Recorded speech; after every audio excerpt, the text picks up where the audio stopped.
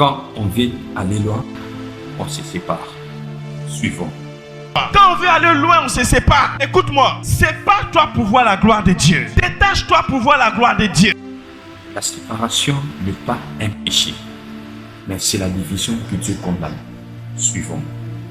La séparation n'est pas un péché, c'est la division que Dieu condamne. Dis amen que je te parle. C'est quoi se séparer? Se séparer, c'est cesser d'être avec un autre pointant. Se séparer, c'est cesser d'être en contact avec quelqu'un ou quelque chose pointant.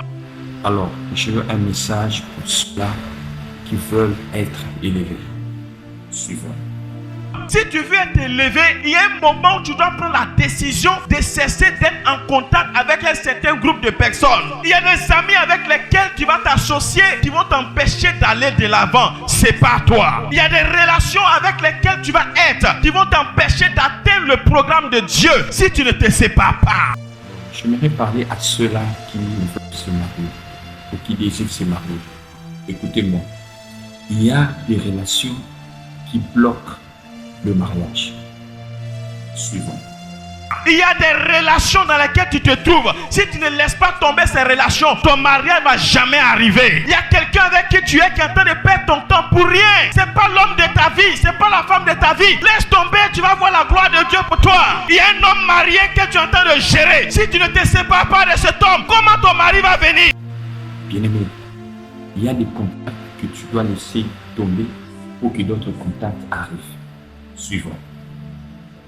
Il y a des connexions que tu dois te défaire pour que d'autres connexions viennent à toi. Le mystère de la séparation est un pas vers le surnaturel. Je suis venu dire à quelqu'un, par moment, quand tu ne te sépares pas, Dieu lui-même crée des conditions de séparation. Lorsque Élisée devait recevoir l'onction de son maître, il a fallu qu'il y ait la séparation. La Bible dit, Élie a dit à Élisée, reste ici. Élisée dit, je ne vais pas. Élisée a compris qu'il fallait rester avec son maître. Mais pour qu'il prenne le manteau de son maître, il a fallu qu'il accepte la séparation. Et puisque Élisée ne voulait pas accepter la séparation, la Bible dit Dieu lui-même a créé la séparation en envoyant des chars de feu, des chevaux de feu dans un tourbillon, dans un vent de gloire. Et lorsque le tourbillon est arrivé, la Bible dit quoi? Le tourbillon les séparait. Et lorsque Élisée et Élie ont été séparés, c'est en ce moment-là que le manteau d'Élie est tombé. Tu n'auras pas de manteau si tu ne te sépares pas de la personne de qui tu dois te séparer.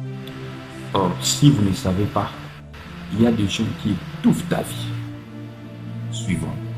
Il y a des gens qui étouffent ta vie. Il y a des personnes qui étouffent le programme de Dieu pour toi. Sépare-toi pour que Dieu se révèle à toi. Écoute-moi, sans séparation, il n'y a pas de gloire. C'est pourquoi tout arbre qui veut grandir laisse tomber toujours des branches. Si tu veux grandir, il y a des personnes qui doivent te quitter. Si tu veux grandir, il y a des personnes que tu dois quitter. Ne pleure pas quand quelqu'un te quitte. Ne te morfonds pas quand quelqu'un te quitte. Le fait qu'on te quitte, ce n'est pas la fin du monde. C'est juste une séparation. Écoutez, Dieu remplacera celui ou celle qui t'a quitté pour quelqu'un de meilleur. Suivons. Si tu acceptes cette séparation, Dieu remplacera celui qui t'a quitté par quelqu'un de meilleur. C'est par le mystère de la séparation que le Saint-Esprit est avec nous. Jésus a dit, il est avantageux pour vous que je m'en aille. Parce que si je ne m'en vais pas, le Saint-Esprit ne viendra pas. Il fallait que les disciples acceptent la séparation. Il fallait que les disciples acceptent que Jésus-Christ se détache. Il y a des gens qui doivent partir. Vous savez, lorsque l'heure de la séparation arrive, il y a toujours une peur qui s'installe. Suivons.